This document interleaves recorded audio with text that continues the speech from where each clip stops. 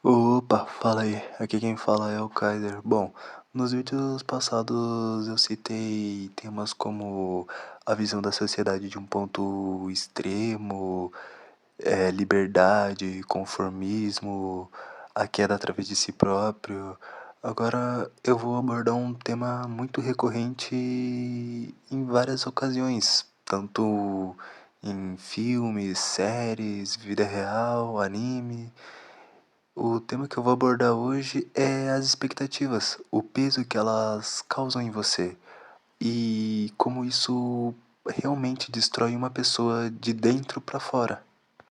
Bom, para começar, vamos começar falando sobre o que é a expectativa em si. Bom, vamos supor que no futebol há um garoto totalmente talentoso. O garoto ele tem talento, tem tudo. E a gente coloca expectativa sobre essa pessoa. Se ela não corresponder ao que a gente tá esperando, a gente já começa a falar. Pronto, tipo, esse cara não é tão bom. Ele não vai chegar longe. Ele pode chegar até um pouquinho longe, mas vai empacar ali. Tudo isso por ele não atender a nossas expectativas. Isso é uma expectativa que realmente destrói a pessoa de dentro para fora. Porque se ela não é reconhecida, ela não vai acreditar em si próprio. E isso é uma coisa que acontece muito. E é o que aconteceu com o Guzman. O Guzman tinha um pai que não se importava com ele. O pai dele só priorizava os resultados e nunca reconhecia o filho de fato. E isso fez com que o Guzman não acreditasse em si próprio por um tempo. Mas essas expectativas que colocam sobre a gente é tudo expectativas, a maioria, é tudo expectativas que as pessoas não conseguem alcançar. Vamos dizer, vamos dizer, o seu pai, ele tem um sonho, ele não conseguiu alcançar esse sonho. Então, o seu filho, né, o filho vai meio que corresponder às expectativas. O pai vai colocar as expectativas que ele não conseguiu ter, que não conseguiu alcançar as metas e colocar tudo isso nas costas dos filhos. E se o filho não corresponder, o pai não vai o reconhecer. E isso pode causar até depressão nas pessoas. Então, o peso das expectativas é algo que não se deve se colocar apenas por se colocar.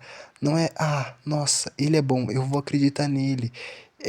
Tomara que ele alcance tal coisa. Não, a gente tem que saber o que a pessoa é realmente capaz. E mesmo com a pessoa não conseguindo alcançar aquilo que a gente colocou de expectativa, a gente deve reconhecer o esforço da pessoa. Porque tanto os resultados, método, o esforço, tudo vale a pena. Não apenas só os resultados. Até o mínimo esforço da pessoa vale em conta. Às vezes, a vida te ensina da pior forma possível. Ela não te derruba só uma vez, ela te mostra que tem chão embaixo do chão. E quando você tenta se levantar, todo mundo já virou as costas. Esse é o lugar onde o Guzma vive. O cara que sonhou em ser o melhor e se tornou o símbolo do que ninguém quer ser, um fracassado. Mas a verdade é que o fracasso não destrói. O que destrói é o silêncio depois dele. O olhar das pessoas, aquela sensação de que você nasceu errado. O Guzman, ele sofreu rejeições na vida dele. Ele era alguém forte, é claro que ele era. Tanto que se você for no jogo de Pokémon Sun and Moon, e for no quarto dele, você consegue ver que tem vários troféus ali. Mas nenhum é de ouro. Todos são troféus de prata e bronze. E ele sempre foi isso. Não que ele seja um fraco, mas ele nunca foi alguém tão forte e nunca foi alguém tão fraco. Mas isso também não significa que ele é uma pessoa mediana. Ele é uma pessoa forte, porque ele nunca parou de desistir, ele nunca parou de lutar. Mas com tantas expectativas postas em si mesmo, ele não conseguia mais aguentar. Tanto que se a gente for parar para pensar, o Wimpod, que é a pré-evolução do Golisopod, é basicamente uma faceta do Guzma. É como se fosse o Guzma, só que em forma de Pokémon. O Wimpod, ele tem uma característica que se chama, se não me engano, se chama também Wimpod, que é arregar, fujão, covarde, alguma coisa assim. Que quando atinge um certo nível de HP baixo, o Wimpod ele foge. E isso basicamente demonstra o que o Guzma viveu na infância dele. Expectativas, dor, fracasso e uma fuga prematura. Porque o pai dele no próprio jogo diz que ele tentou consertar o filho dele de alguma forma. E muitas dessas formas é por meio da violência, impondo suas próprias regras sobre a pessoa. Vamos dizer que se você não gosta de uma pessoa e ela não tá fazendo algo que você propôs para ela fazer certo e você vai lá e dá uma dura na pessoa, essa pessoa ela não vai olhar para você da mesma forma, ela vai se sentir coagida. Você está coagindo a pessoa. E é isso que o pai do Guzma fez.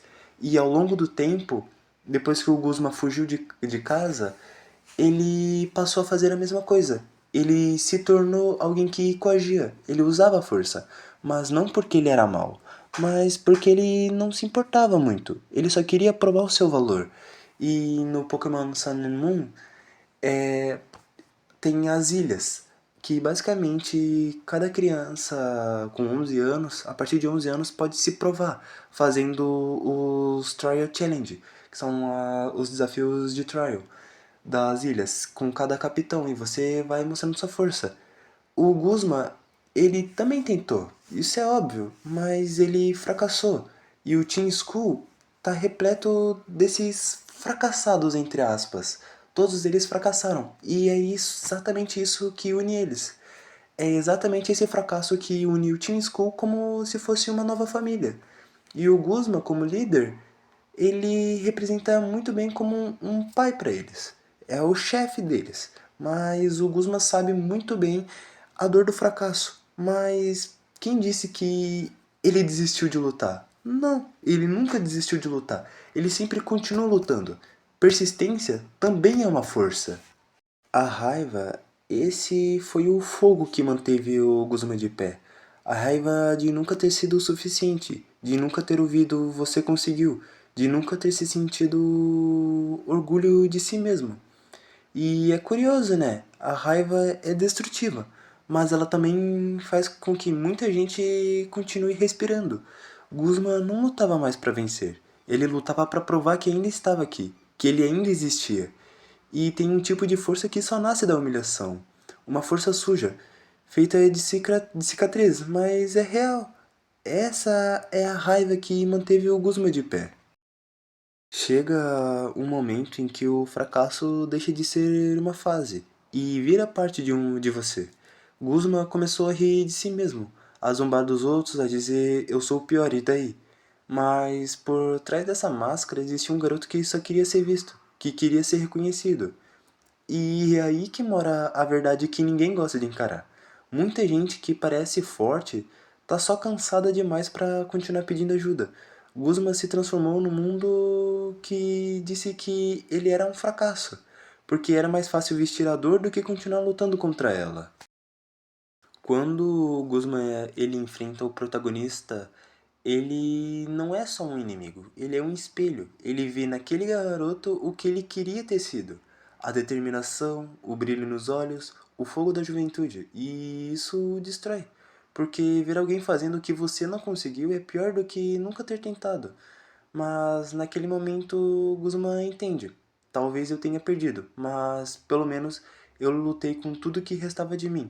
Eu lutei e mesmo caindo eu voltei a lutar. E é isso. Essa é a linha que separa os que quebram dos que sobrevivem. Depois da queda, o Guzman muda. Ele não vira um herói, ele não se torna um campeão. Ele apenas segue em frente. E às vezes isso é mais corajoso do que qualquer vitória. Ele aprende que o valor de alguém não está no título que carrega, mas em continuar mesmo tentando quando já perdeu tudo. O Guzman, que o mundo chama de fracassado, é o mesmo cara que ainda tem força para acordar amanhã e tentar outra vez. E ele tá sempre tentando outra vez. Ser forte não é vencer. Ser forte é continuar existindo quando ninguém mais acredita em você. O Guzman, ele representa todos nós que já tentamos ser alguém e falhamos. Todos ouviram, você não é bom o bastante. Todos que se esconderam atrás da raiva para não demonstrar o medo. Mas existe uma beleza escondida no fracasso. A beleza de quem vive sem máscara, de quem sangra de verdade, de quem não tem mais nada a perder. E é por isso que ele é livre. O Guzman pode nunca ter sido campeão, mas ele nunca deixou de lutar. E talvez isso já seja o bastante, porque isso define quem ele é. Ele não precisava mais demonstrar quem ele era de verdade. Ele queria ser reconhecido? É claro, mas ele parou de lutar para agradar. Ele lutou para ser reconhecido de verdade por aqueles que realmente podem o reconhecer, por pessoas de verdades que ele realmente tem respeito. Um exemplo disso é a Lusamine. A Lusamine pode ser uma vilã do jogo? Pode. Só que ela reconheceu o valor do Guzman. O Guzman respeita ela. Ele não tá se importando com os planos da Lusamine. Ele recebeu um reconhecimento que talvez ele não tenha recebido de muitas pessoas. Provavelmente ele recebeu esse reconhecimento apenas do Team School, porque do próprio pai ele não recebeu esse reconhecimento. Então, para ele não era forte o bastante. Mas quando ele parou de agradar e focou em si mesmo, ele mudou. E quando recebeu o reconhecimento da Lusamine, para ainda mais a vida dele mudou. Ele se viu como uma pessoa forte. Então ele não estava mais importando em fazer o que era mal, o que era bem. Para ele não importava. E por isso o Guzman é uma boa representação de nós mesmos. Pois quantas vezes a gente já não pensou em fugir? Quantas vezes a gente tinha expectativas muito altas impostas a nós e não conseguimos cumprir? O Guzman é um paralelo muito gigante à realidade, mesmo sendo de um jogo. Então é isso que faz o Guzman ser tão caricato. É isso que o Guzman faz com que ele seja um personagem muito bem feito. E ele, mesmo sendo um vilão, a gente consegue entender o ponto de vista dele, a gente consegue entender ele. A gente consegue entender muito mais desse personagem do que a gente entenderia de um protagonista. Então, o Guzman, ele é um personagem muito bem feito, porque ele retrata exatamente a nossa realidade. Bom, valeu por terem chegado até o final e terem assistido o vídeo com atenção. Bom, eu sei que a edição não foi das melhores, também houve erros de português, mas eu tô sempre tentando melhorar, trazer uma edição melhor. Então eu espero que vocês continuem me apoiando, dando like e se inscrevendo no meu canal. Bom, eu acho que eu consegui representar tudo sobre o Guzman, tudo que eu queria, eu acho, né? Então é isso. Valeu, falou.